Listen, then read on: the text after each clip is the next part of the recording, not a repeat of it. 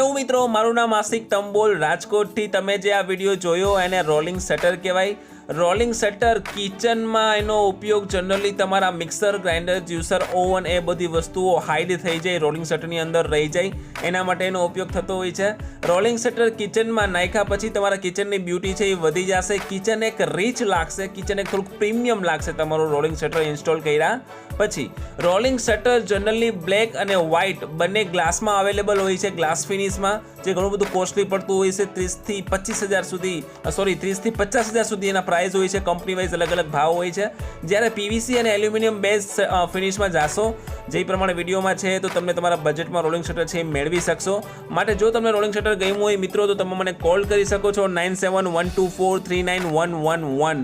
Thank you, take care and by.